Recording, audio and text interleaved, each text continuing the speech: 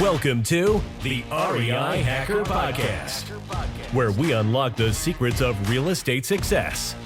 Join us as we dive into the journeys of top investors, mentors, and industry experts. Learn from their experiences and navigate the highs and lows of the investing world.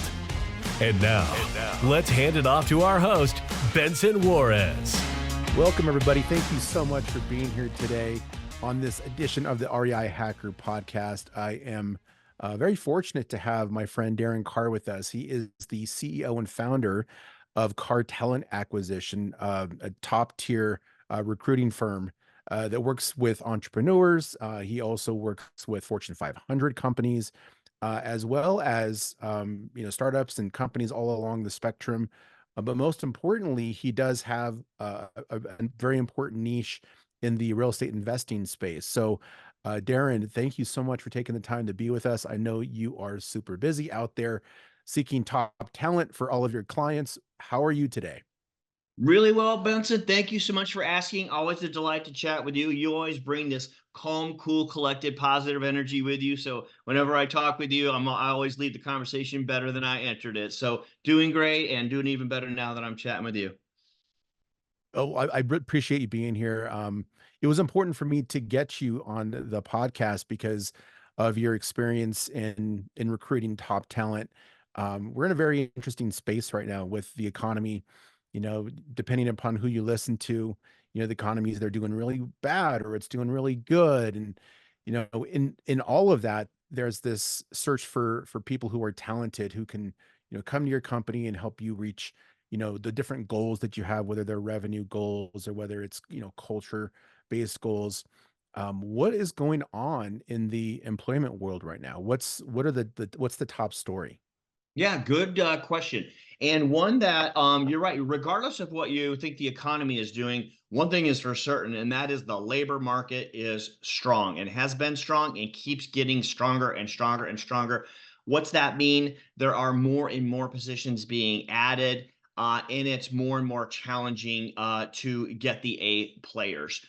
For instance, in March, the economy added 300,000 jobs, over 300,000 jobs. That was well over Dow Jones' prediction of 200. It was the same almost exact thing for the month before. Unemployment dropped again to 3.8%. We're still at record lows.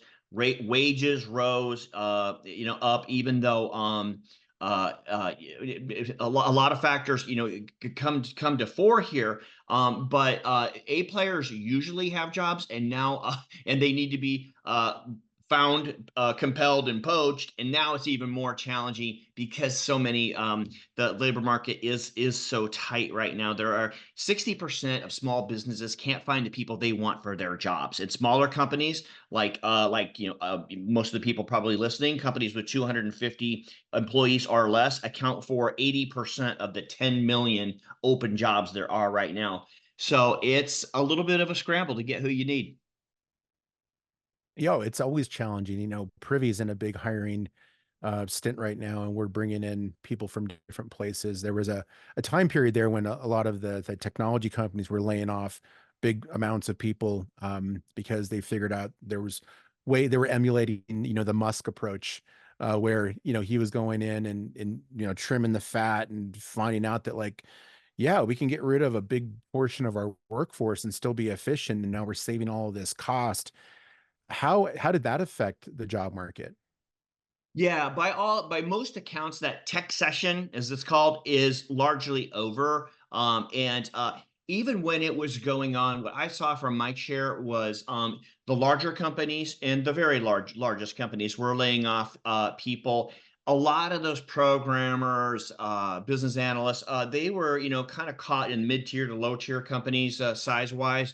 And so I don't think there was a huge amount of them out of employment for a long time. It's at least what I could see. But in general, what the articles I've read is just one here last week. The tech session now is finally over. So people are hiring. Things are getting back to normal in that part of the labor market, but they have remained strong in most of the other parts, regardless. There's been added job growth for something like 26 months in a row. That's crazy.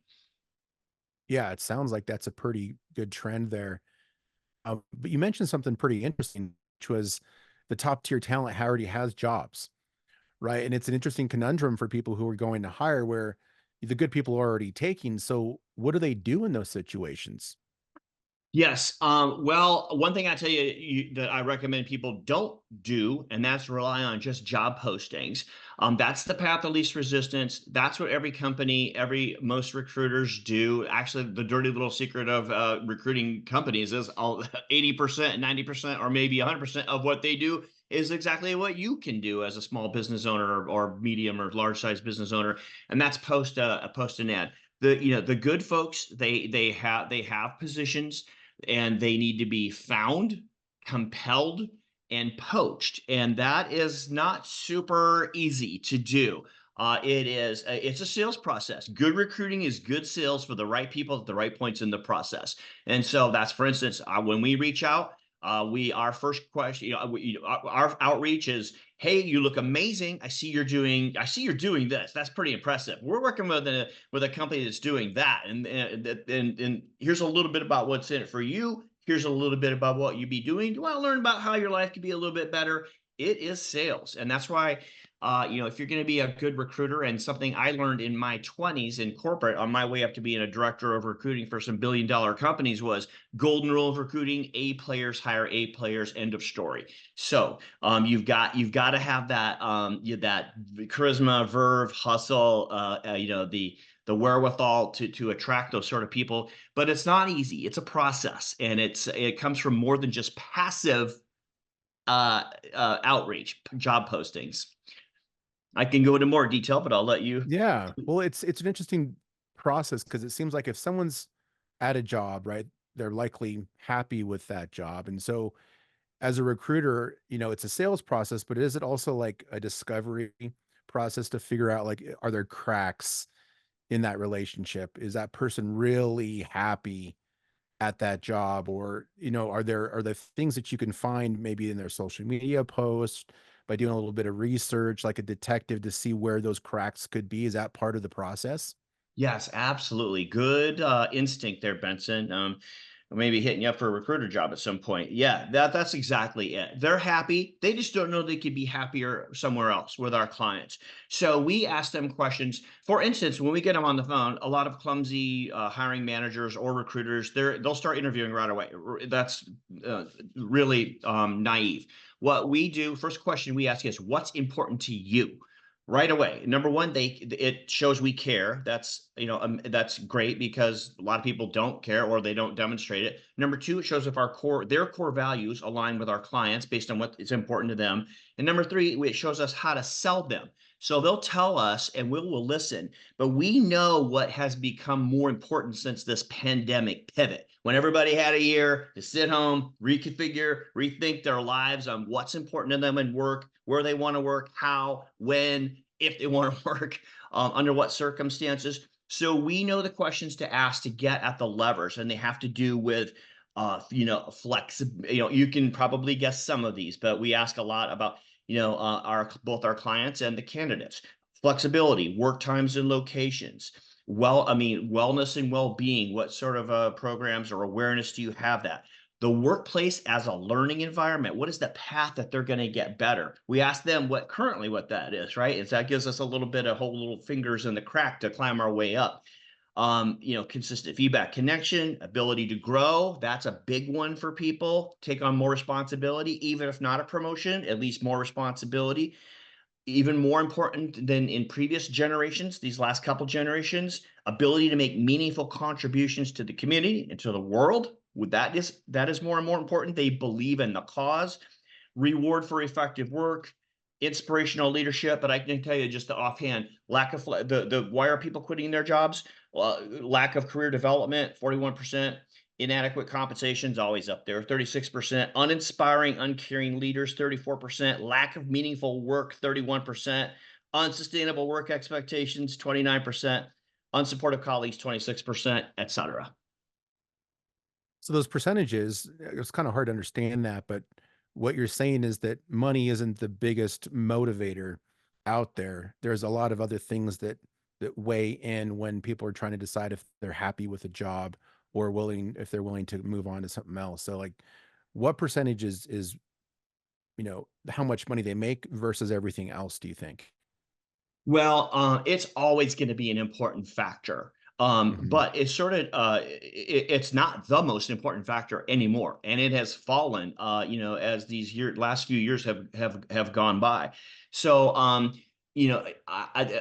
of the qualifying questions would be, how much money matters to them, and how much money are we talking? So, companies try to retain, or get candidates, or keep current employees with a minimal bump in their, in their salary or their hourly, and some little tiny title bump. Much more important to people is employability. What's that mean? The company's going to be around, their job's going to be around, it's headed in the right direction, they see a path of personal growth. So the compensation has it's always important, but it's less important than it was 5 years ago.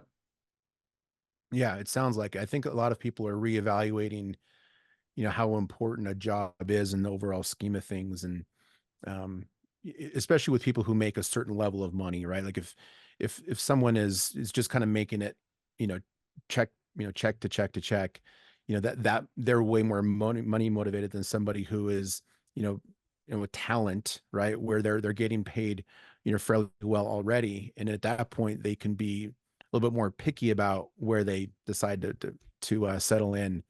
um, and I guess that's the difference too, as well, with the people who do job posts on boards, right? Because they're just looking for the average person. But if you're really looking for that top talent, that's why you should work with a recruiter, right? Yes. Now I'll say, one should be careful about the recruiter one chooses, because there Yeah. are all kinds of recruiters out there, and I've got some suggestions on how you pick one if you want. But as I mentioned, a lot of recruiters just post ads as you do, and they won't get to know your company culture intimately. They don't have a great process for calibrating candidates. Something we do early on before we even start reaching out to real candidates, Benson, that we have contacted, we submit 5, 6 test calibration candidates to our clients. We say, we just heard you during an intake meeting, a discovery kickoff meeting. We think we heard what you need exactly, functionally and culturally. Here's 5 people. What do you think of them? Tell us, like, what? Yes, Darrin, hell yeah, yes on this person because I like this. Hell yes on this person because of that. Maybe no on that person because I don't like that background. Whatever it is, but it really depends on the recruiter. And there are some pros and some cons, and there's some methodology. There are some things I would ask as you're going into that, and I can elaborate if you like. Yeah, I would like to know more about, like, how does somebody choose a recruiter? Like, what are the main factors to consider? And how important is it for a company to choose a recruiter that has like a niche, right? A niche recruiter who's maybe only works for like tech companies, or a recruiter who's good at hiring salespeople. Like, is that an important part of it? Or is, if you're just a kind of a general recruiter, that's good enough? It can be, dependent upon the industry, important to somewhat important. I will say this. I'll go on to the A players hire A players. If you have a mediocre recruiter who is niched up, who cares if they're only hiring mediocre people, right? Hmm. So I would take the great recruiter who is a generalist over the niched up who is a mediocre recruiter. So that's my thoughts on that. We do have a contingent number of recruiters here reserved for real estate investment jobs, acquisition managers, dispositions, lead managers, operations, all that. So we're all geared up for all that. But we also handle a lot of other industries as well. And there we have the expertise, time, tools, and process. That's what, separates us out. Pros and cons before I talk a little bit about, what you should pick in a recruiter. Just quickly, the cons of a recruiter. There are short-term costs. I'm going to say short-term because you're probably going to end up, if you're not hiring well, rehiring costs you 32% of their first year wages, according to the Department of Labor, if they don't work out. So there's some cost associated up front with the recruiter, time commitment, though I don't think quite as much as going it alone. I know that to be the case because it takes the average small business about 99.5 hours to hire end to end. You'll have to do research to get a good one. It's possible the recruiter could misrepresent you, and some recruiters are submitting candidates for multiple companies and multiple positions. So you need to be aware of that and cut that off if that's the case. The pros are it's usually a cost and time, it's usually a time and cost savings.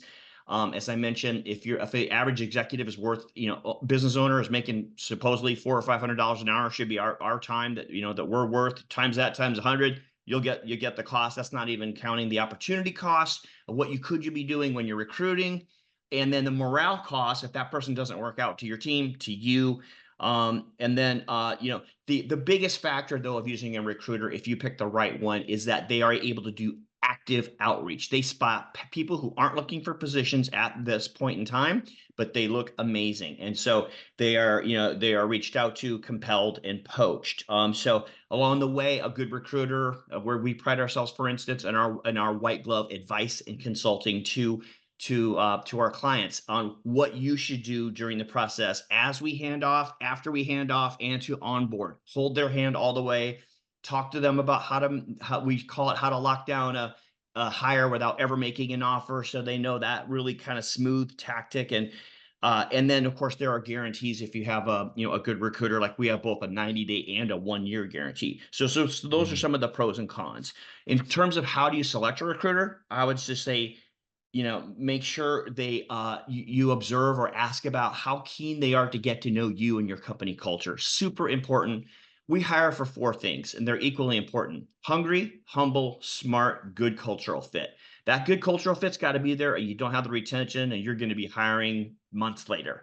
So you need to have a recruiter who is invested in getting to know you and your company culture and really pushing that to the fore.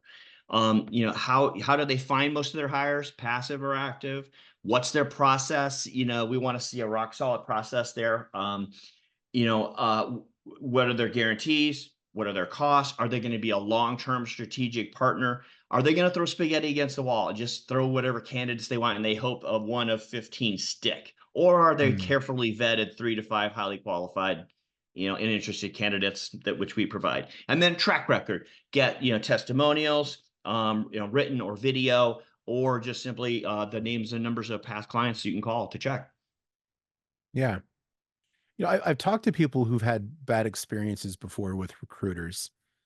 And, if someone hasn't used a recruiter before, what's the behind the scenes recruiter scam that people should keep an eye out for? Like, are there companies out there that maybe they're not above board? They look good on the front end. They got good branding. They appear to be good, but it's just a problem waiting to happen. Like, what should people really look out for when they're choosing a recruiter? And what are some of those red flags? Yeah, great question. I would kind of go back to, they're not asking you a lot of questions. That's a big red flag. They are, sending, they don't have much of a process. They're not helping you craft the job description, and all the, and the what we offer section especially is important. A lot of companies don't flesh that out nearly as much needs to be, monetarily and non-monetarily, right? And so a lot of agencies, they don't help with that. They don't hold your hand with that, and companies sorely need it. So I wouldn't say it's a scam in that regard, but it's something they don't do. And then it's the spaghetti against the wall thing. They have candidates that they have in their little system, and the minimum amount of work needed is to pull those candidates from their system and throw them out to people. And so that's to be something to be watched for and to be on alert for. Because they're not caring so much about what's a great fit for you culturally and functionally. They're concerned about collecting the fee. And so you really want to dig into their process. We have a 15-point process, and we go over it in every kickoff call. Like here, it's a done with you thing, and a good recruiting process should be done with you, not for you, because nobody knows your company better than you. And we want what I say in our beginning of our process. It says, a good recruiter, a great recruiter, which we have a dozen of them, plus an engaged client and continuous communication equals a great hire. And if you don't have that continuous communication, or they don't provide that, or you don't see it in their process, we need to meet once a week. We have emails that go out to show how many people we have contacted, responded, interviewed, all that, rejected, submitted. If they're not all in it and that close and tight with you, and they don't demonstrate that in their process on the front end, that's a red flag. Is there anything in the contract when you're getting ready to sign with a recruiter, or something in the compensation structure or plan that they're going to get their fee, that you would see something and be like, oh yeah, that's a red flag? Is there anything that you could maybe say like, hey, keep an eye out for these things in the contract that Ooh, people that's a can, good question. I'm not yeah. 100%, wouldn't be 100% privy to other folks' contract. I Hmm. would pay attention to though how that you are due a replacement if things don't work out within a certain amount of time, right? Some do Hmm. 30 and 60, as I mentioned, some do 90 like we do. And we also have like that 1 year guarantee. It's if somebody doesn't work out for any reason, it's not for absolute free, but it's half cost. But I would just make sure that there are, ironclad guarantees that that hire will be replaced if, and I would push for 90 days. If that person doesn't work out for whatever reason, not just what they, that is something specific. They will say that, and some of them I know I have heard from recruiters who come to us from other companies, that it will be for a very specific reason, and they'll get very technical. Well, they left because of this and that, not particularly because of this. It should just be they're not there in 90 days for whatever. They left, they quit, they got struck by lightning, they moved to the Bahamas. Doesn't matter. They should be replaced for free. Right. Okay. So there's some like major line items there that people should pay attention to. But kind of in general, like what should a company be looking for in an employee? Obviously a cultural fit. And you mentioned a couple earlier: humble, hungry, smart. What are the things that a company should be on the lookout for, and that will make like a good employee, just regardless of position? Yeah, right. Well, I'll describe hungry, humble, smart, and good cultural fit just with one sentence additional. Hungry, they got a reason for getting up in the morning, and they're super motivated. And it's our job, without breaking any rules, HR wise, to learn what that is and how committed they are. Maybe they got a couple young ones they need to take care of. Maybe they are up for their next step, and maybe they are restarting their life, and they need to really hustle to make it back to where they were, or they're just super motivated for whatever reason. But hungry, they have a reason for getting out, a demonstrable reason for getting out of bed and really hustling. Humble, they are they have a spirit of continuous improvement, and they're open to coaching, and they Mm. can receive that well. Smart, lots of kinds of smart. What we want to see are solution smart. So for an acquisitions person, let's say an REI, it could be, hey boss, I'm, speaking with the seller. There's this problem that's come up, this objection maybe. I have thought it through. Here are two potential solutions I have. What do you think? Which one? Not what should I do, but I've thought it through. Here you go. Hmm. And then good cultural fit would be, that their core values, match your companies. Those are the most important ones. They may vary a bit. Certain qualities are dependent as we interview acquisitions and dispositions and operations and lead managers. There are different qualities we look for in different of those positions. Hmm. Acquisitions, for instance, we want to see somebody who's sort of half empathetic and half directive. I can't imagine being in your situation. It's got to be stressful. I'm sorry you're in it, but directive. But you need a plan. You're going to lose your house in X amount of days, and we got a solid plan here for you, and recommend we move forward with that. And it's different for the different positions, but those are some of the the big four for the general what to look for. Yeah. One of those is hungry. And to me, it seems like there's a dichotomy there.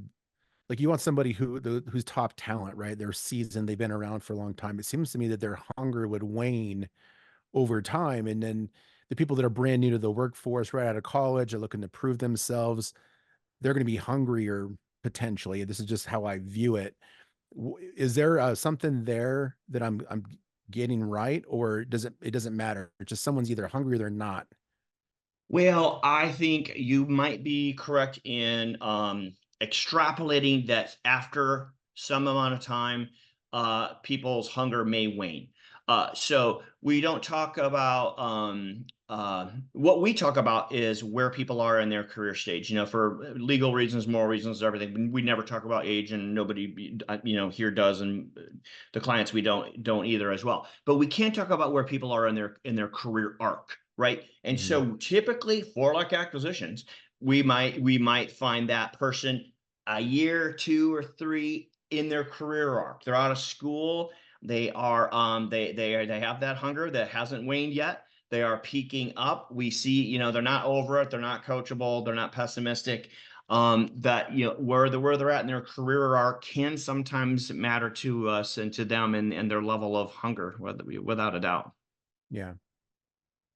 But it really is, it's two-sided coin, right? Because the company has to prove themselves to the candidate as well, right? So like usually the company's thinking, oh yeah, well, the employee has to prove themselves to us, right? They're the one that's coming in to get interviewed. But really it's both sides, right? So what does a company do to make themselves more interesting, and more of like a place where somebody wants to work and attract that top talent? Yes. I will say that one of the biggest mistakes is what we always say, ABR, always be recruiting if you're a company, but also when you're recruiting, always be selling. The A players have options, and some companies can get a little haughty and think everybody should want this company. Everybody, I built this, right? This is a great company. Everybody should want this position. When in fact, these people, Benson, are getting hit up 2, 3, 4 times a week, a lot of times when we contact them from other companies and recruiters. They've got Wow. options, so they need to be sold to. So I mean, we have a short video and a guide called How to Lock in Your Perfect Hire Without Ever Making an Offer. And it starts at the beginning of the process, not at the end with some sort of clumsy offer. This is a little bit tangential, but I'll just mention it because it's super important. And I'm happy to provide any of your listeners with this video or this guide. But it starts at the beginning, what's important to you. Then it's checking in with them throughout the process. Okay, they had a first either good interview, second interview, and then it's step two. Hey, I see you're doing well. What questions might you have? How are you seeing the cultural fit? You're asking the questions. Are you seeing any concerns? How are you comparing us to any other companies you're interviewing with? Are you interviewing with any other companies? Oh, you are? Hey, could you do me a personal favor and not accept any positions until you talk with me? Little tactic I've learned. So it is Mm. this constant communication. Then, as they're progressing and they're getting close, it's a test close. Hey, if we were to offer you this position, if everything looked good with the package um, that we presented, would you accept? Oh, you would. Great. If not, why? What would be your concern? So it's just like our sales funnel, Mm. right? You're getting the small yeses and you're eliminating any potential objections until the point where you're just really setting a start date at the end. So that's a bit on the process. As far as how to make your company attractive. You want to crystallize your company culture. You want to have a sentence or two which describes it.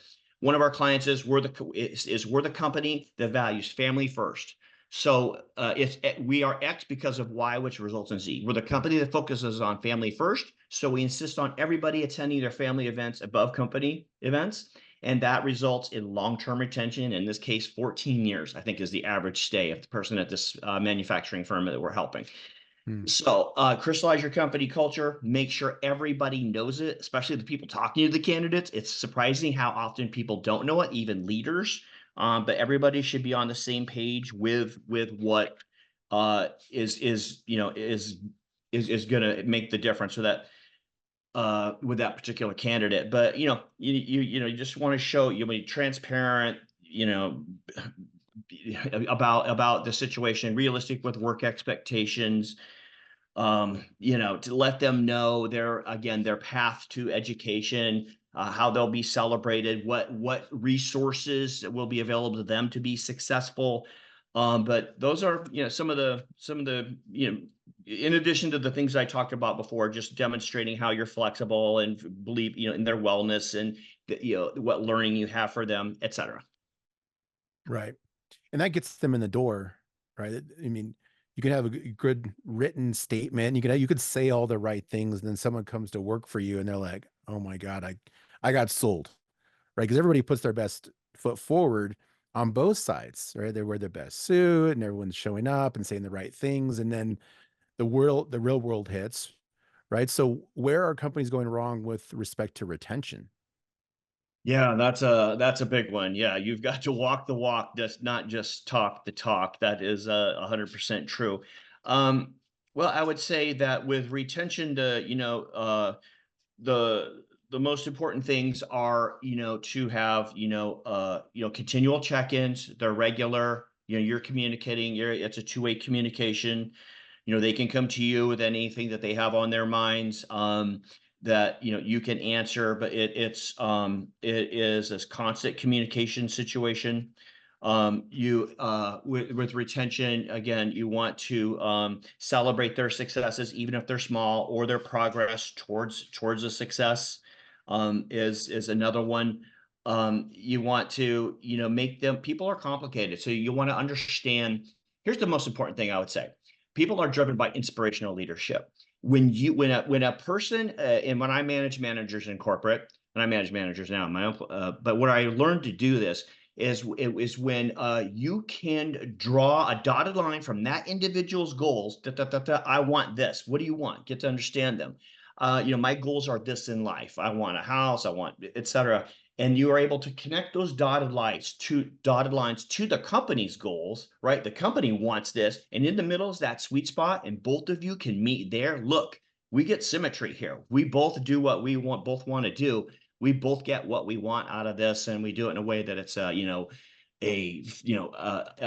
positive work experience, in addition to knocking out the goals. That's the best definition I could give of inspirational leadership, and probably the most important thing in retaining folks.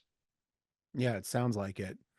I've been in some pretty toxic work environments in the past, and sometimes you just don't see it coming.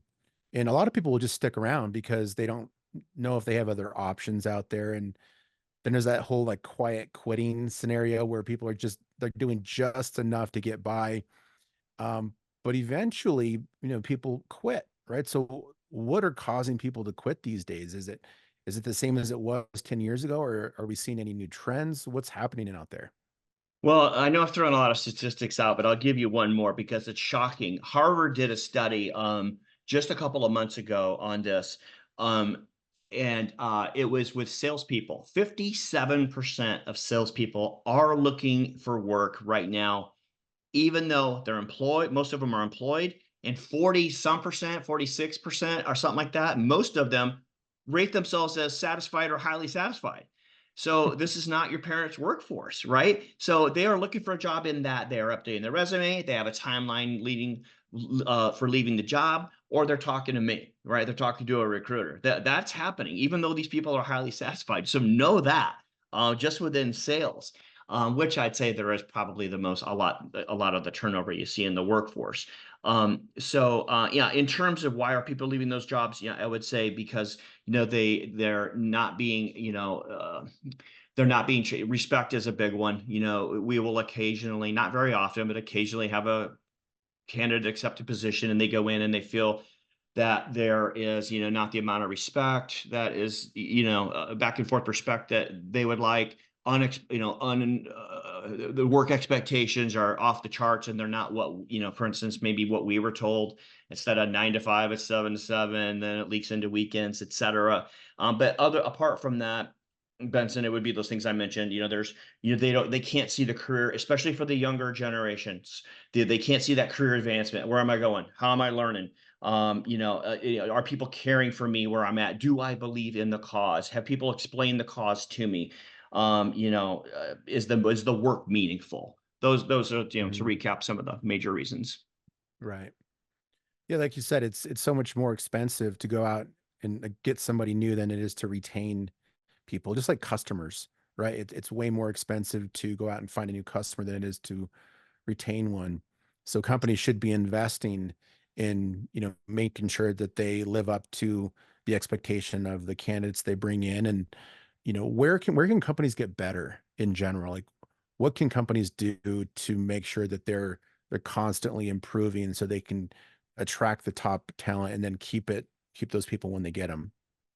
Yeah, I would say during those regular check-ins with their, weekly or biweekly or whenever you have them with your employees, which is important to keep tight. And you can bring up conversations like pay, for instance. I think, it's a subject that people kind of like want to steer away from, but I think that needs to come up, so how can companies do better? They can take those opportunities where they have this communication to ask, what are you enjoying here? How could things be better? What are you noticing about the culture?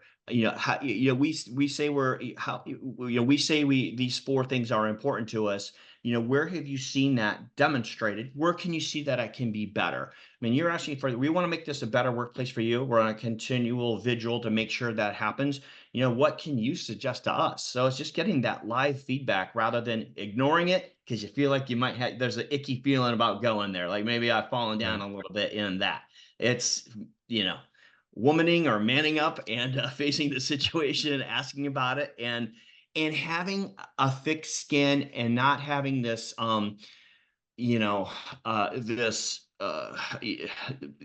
inclination that everybody should want to work for your company no matter what, because people have options and they will choose another one if you're not aware of what's important to them and acting in their best regard. Right. But it's work too for someone to pick up and move to another company, right? Because they have to start the process all over again. They have to go in and do the onboarding again, and meet the new coworkers. And there's a lot of uncertainty there. So, do some people just stay where they're at because it's just too much work to go find something else? Yes, but I would propose that maybe those aren't the people you want in your position, that they're so lackluster Mm, in their effort that they're not even willing to improve their own situation with a little effort. Are they giving you what you need to make your company better? So is somebody been there for 28 years and they are C minus? It might be time to, or a C even, or a B minus, might be time to reevaluate, especially if you're committed to having A players in your team. Because I know one thing, an A player in really any role, but some of the key roles in sales and operations, they're game changers, they're world changers, they're life changers. So mhm. if somebody's not willing to put in their own effort to go look for a job that might put them in a better life, then you might be concerned about what kind of effort they're putting in for your company. That's true. Well, let's say an employer does notice that someone's kind of just hanging around and biding their time. Um, what can an employer do to reinvigorate somebody, get them hungry again? Like they've been there, there's some sort of commitment to each other to help each other succeed. If an employer notices that someone's starting to slack, what can they do? Yeah, I would do two things. Point one of two things or both. I would point to another employee's suggestion and ask for similar, or I'd engage them is number one. You can do that by, hey, Todd, just told us last week that perhaps we should reconsider the way we do X, and it got us thinking. We should be asking, people like you who have been here X amount of years, this same type of situation. So, what do you think about that, instance? And then what else have you, seen that if you feel like you would that could go better here. So it would simply be engaging them and observing.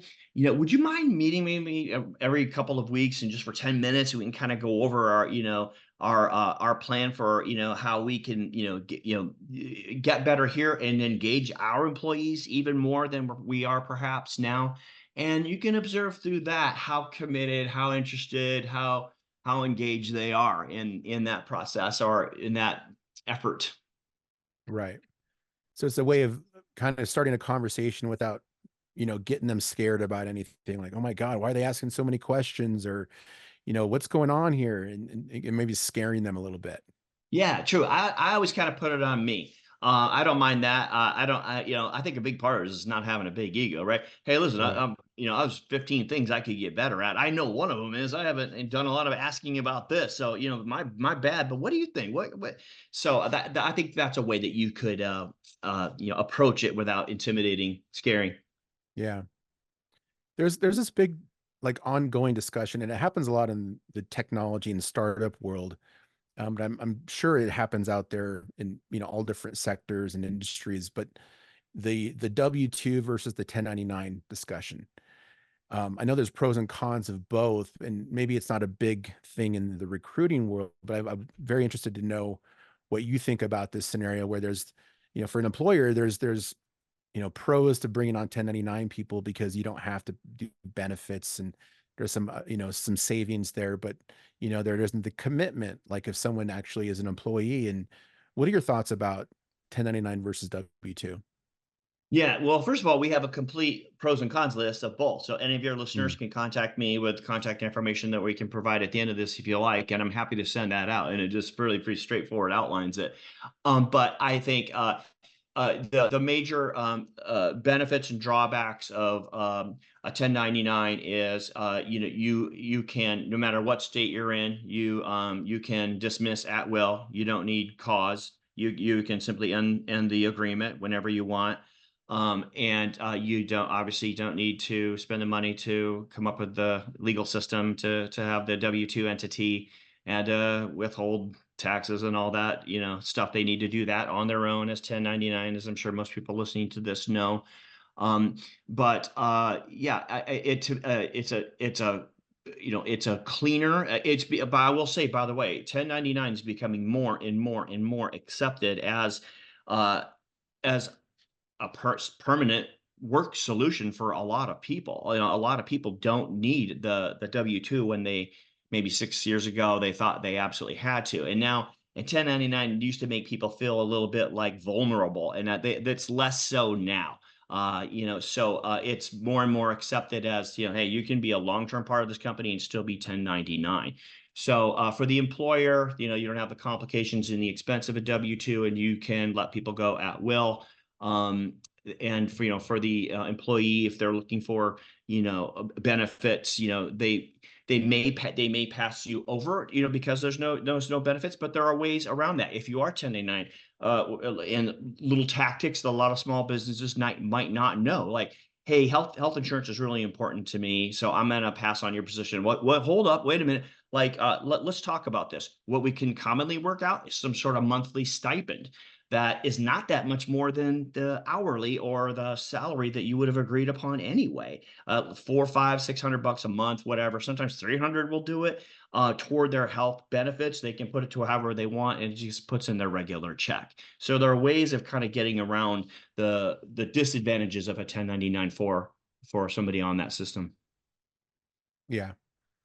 Yeah, I do see there's a shift there in what people are looking for. And, when you're 1099 too, you could be more agile, right? You can go from company to company. You don't have to like really, sell your soul to the company you're going to work for. Is that a trend that you're noticing as well? Well, actually, it reminds me, the one drawback, and the laws have recently got a little bit tighter on this, especially in California. But regarding 1099, you are not supposed to be able to tell them exactly how to do their job and when they're to do their job. Now, do I see a lot of, to be quite frank with you, do I see a lot of companies using 1099s where they got to be at 15 meetings a day? I do.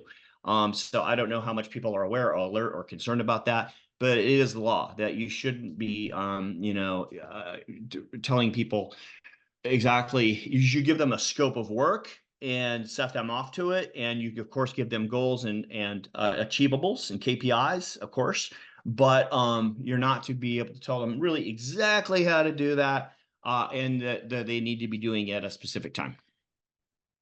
Yeah. So, a lot of work goes into like finding the right candidate and bringing them in, and the recruiter can bring all these people to the table, but ultimately it's going to be that interview that really sells that position, right? Or where the candidate can sell themselves. Like, what are some of the key things that people should keep an eye out for during that interview process from an employer's perspective? Yeah, well, first of all, number one, I can't underscore the importance of building a hiring blueprint, aka, or part of that is a candidate assessment path. What stages you're having each candidate go through, making sure they're similar and fair for everyone, making sure every stakeholder who, first interview, second interview, third interviewer, they all know what part they have to play in that. So that hiring blueprint, we have a whole guide on that. Happy to send all your listeners that as well. So Mm. just number one, that is super important. I would make sure that's all laid out and who's asking about what. Often we'll have the first interview can be 15 minutes, 10 to 15 minutes, and it could be on a little bit of experience and culture. Are they a fit? Then it'll go on to skills for the next interview, et cetera, et cetera. So you need to have that mapped out of what you're going to do. In general, just understand how the candidate's aspirations fit into your job and your company. Um, you know, I would say don't hyper focus on the past. You can ask, I try to get a quick assessment of what they've done, but I don't fixate on on that for 45 minutes. And it's quick, instead of questions of how did you, I like to ask questions about how would you in this position. So don't fixate, don't hyper focus on the past. Make sure that the candidate spends a good amount of time with your team so they can get to know you, can see the spark and the interaction. Pay attention to the questions they ask. They shouldn't be about all the questions shouldn't be about what's in it for them. Rather, you want to hear questions about how they would succeed in the role. What resources would I get? Who am I working with? What's my path? How would I get training? What can I? They're already envisioning themselves in the role. That's gold. Mhm. You want to, you can what the gold standard of all recruiting after we interview and we find, compel, poach, send them along. We present, short interview, longer interview, maybe an assessment. But job shadowing is the gold standard, in my opinion. For instance, acquisitions, you're walking into a house, into the seller's place, and it's live, it's real time feedback. From number one, the candidate gets a real view of what's happening, what that's all about, what that job's all about. And then as soon as you leave the house, it can be, what do you think went well? What didn't go well? What would you do as a next step? What went, you're getting real-time feedback and getting their assessment. So job shadowing, I would also say, if at all possible, a social setting after all the interviewing, lunch or dinner. That's really when you see something like they say something, they think their shoulders drop, they breathe deep, they think it's all over, and then they'll say something crazy they shouldn't. Or you see them spark with your team, and you're like, damn, this is a good fit. So yeah, I would definitely say a social occasion. So in, work, think about who would, another thing is think about who you would work for if the roles were reversed. Would you work for them? I would say don't skip steps, but don't draw out the process, because the average candidate right now is around for about 2 weeks before they're snapped up from somebody. So you have to move with Wow. some expeditiousness here, without skipping steps. And lastly, you use that hiring blueprint, that candidate assessment path to have an objective analysis. But you need to trust your gut to some extent too. If you got a bad feeling in your stomach, you probably want to turn away. Oh yeah. At the end of the day, sometimes it's just your gut, right? You can have all the checklists and you can have the best processes and you can have all this stuff, which is important. But at the end of the day, you got to look at somebody in the eyeballs and just get a good feeling or a bad feeling from them and then make that decision, right? Absolutely. Yeah. So you mentioned a couple of resources. So anybody who's listening, is this something we can put in the show notes and people can like kind of click those and see some of these checklists and some of these resources you've talked about? Yes, absolutely. We can definitely put that link in there. Yeah, and what we have got, and I don't mind sending everybody here, is we have it's a full hiring guide, and it's really an A to Z. And everybody says, Darren, why do you give away all this stuff? It's because I'm just generous by nature, I think. Number two, I like to see companies hire well, and number three, it lays out all the steps, the tricky parts, that we help with, where the average company can't really do, is the finding people, is the compelling the people. So I've given the people all the steps, but really a lot of the magic happens by having someone who knows, can spot a good profile, a good person who can approach them in a way that speaks to them. You flip them over to your side, assess them expertly, and compel them along the way. So happy to provide that complete hiring guide to you and any listeners via a link or an email address in the show notes. Amazing. And so if people do want to connect with you, Darren, where can they find you? Are you on social media? Do you have a website they can go to? Yeah, my email address and my website, Darrin at Carr Talent, Darrin at CARR talent.com, and then www.carrtalent.com. You can book an appointment if you want, just any tools, or we'd love to give free advice. So book me there, either one of those potential places. Amazing. Well, we only just scratched the surface. Obviously, there's way more that goes into, finding the top talent, but also from, the candidate perspective. So anybody who's out there who's looking for some direction, you definitely talk to Darren and his team. They can certainly be a good resource for you. But Darrin, thank you so much for taking the time. Really appreciate you sharing some of the insights and, behind the curtain of what's going on in the employment world and the labor markets. And so appreciate you sharing that information with us. And for those of you that, got some value out of this, please like and follow. We got more amazing guests. They're going to be on the REI Hacker podcast in the near future. Tips, tricks, entrepreneurship, business, real estate investing. But thank you so much for listening, and we'll see you next time. Everybody have a great day. That's a wrap on today's Real Estate Revelations. Thank you for tuning into the REI Hacker Podcast. Remember, every property has a story, and every deal is a lesson. Until next time, keep hacking the real estate world.